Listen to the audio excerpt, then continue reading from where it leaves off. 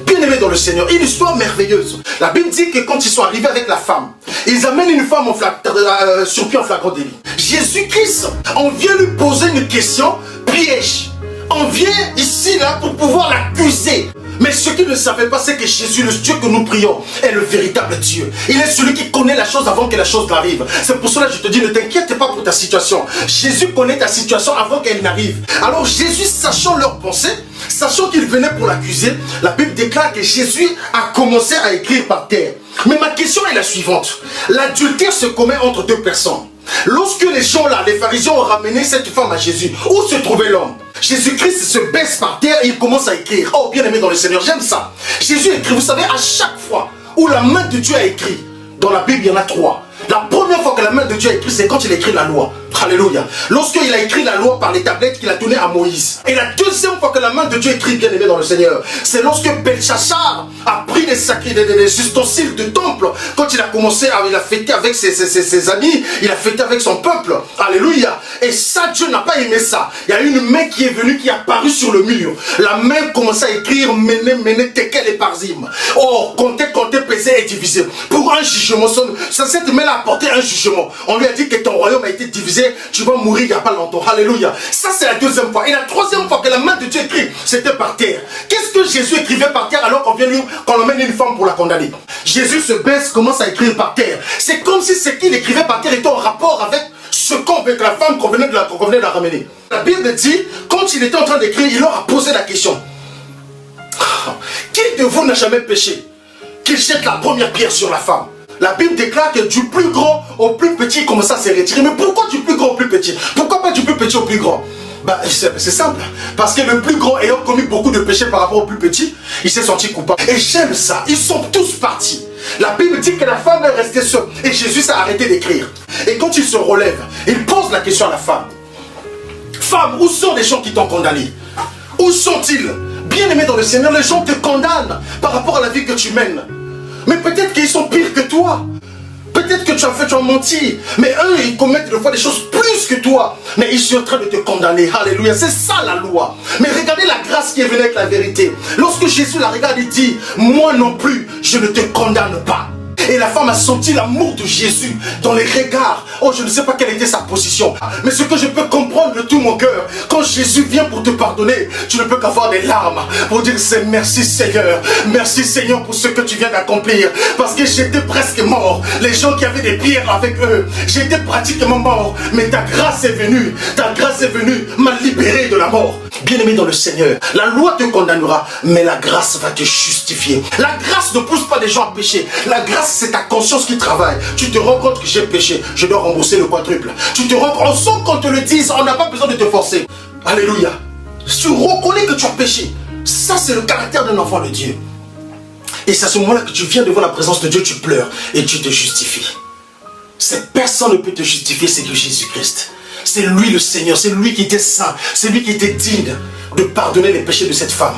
Et dit, va et ne pêche plus. Dans Luc chapitre 8, on nous parle ici de l'histoire d'une femme qui perdait le sang pendant 12 ans. Or, la Bible dit dans Lévitique, le sang c'est la vie de l'âme est dans le sang. Le sang c'est la vie, donc cette femme perdait la vie pendant 12 ans. Peut-être que c'est ton cas ce matin, peut-être que tu es malade, je ne sais pas il s'agit de quoi. La Bible dit, Jairus est venu supplier Jésus. Il dit, s'il te plaît maître, si tu peux aller prier pour ma fille, si tu peux aller prier parce qu'elle est mourante.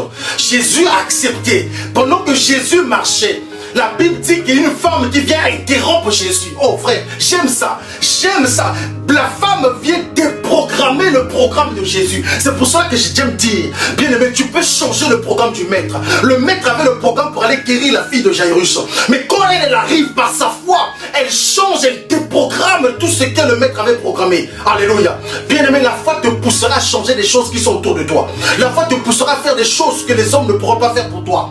Est-ce que tu me suis? La foi te poussera à opérer dans la dimension surnaturelle. Bien aimé, la Bible dit qu'elle s'est infiltrée dans la foule. Vous savez, quand Jésus marchait, il y avait toujours une foule. Et ce que j'aime, c'est que c'est l'attitude de la femme. La femme n'est pas venue le devant. Pourquoi? Parce que la femme elle perdait le sang. Or, en Israël, quand tu étais indisposé, c'était l'image d'impureté. Tu ne pouvais pas t'approcher des gens. Il fallait que tu sois en quarantaine. Elle n'a pas voulu aller devant, bien-aimé, mais elle vient par derrière. Elle avait dit dans son cœur, si seulement si je touche le pan de sa robe, je pense que je serai guéri. Et quand elle a touché Jésus par derrière, la Bible dit Jésus a senti une force qui est sortie. Et quand Jésus sent la force est sortie, Jésus a dit, qui m'a touché? Alléluia. Les apôtres ont dit, bah attends Seigneur, toi aussi. Pierre va dire, mais Seigneur, il y a du monde qui sont autour de toi, il y a des gens, tout le monde te touche. Oh, Pierre n'a pas compris dans quelle dimension Jésus parlait. Alléluia. En fait, Jésus voulait dire à Pierre, qui a compris qu'il fallait qu'on me touche pour sortir ce qui était en moi? Alléluia. C'est ce que Jésus voulait faire comprendre à Pierre. Mais Pierre, il y a quelqu'un qui va sortir quelque chose en moi qu'il a pris sans me demander. Oh, pour comprendre cette chose-là, il faut manifester la foi.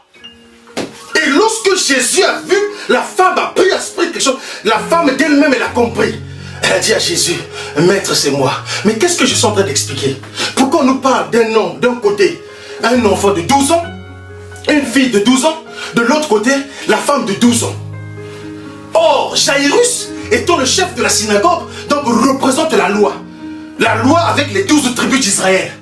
Or, cette femme, qui est l'image de l'église, parce que c'était une femme étrangère, la Bible ne cite pas son nom, et j'aime ça, alléluia, c'était aussi l'image des 12 apôtres qui ont commencé l'église. Donc de Adam jusqu'à Jésus, c'est la loi. De Jésus jusqu'à nous, c'est la grâce. Donc elle s'est dit que si je vais devant, c'est comme si je me mets aux côtés de la loi. On va me condamner, je suis impur. Elle vient se mettre derrière la grâce. C'est là qu'elle a reçu sa guérison. Alléluia. Elle s'est mise derrière. Elle a dit, si et seulement si je peux la toucher. Frère, tu peux toucher Jésus par la foi. Sœur, tu peux toucher Jésus par la foi. Et Jésus a compris que la guérison venait de sortir.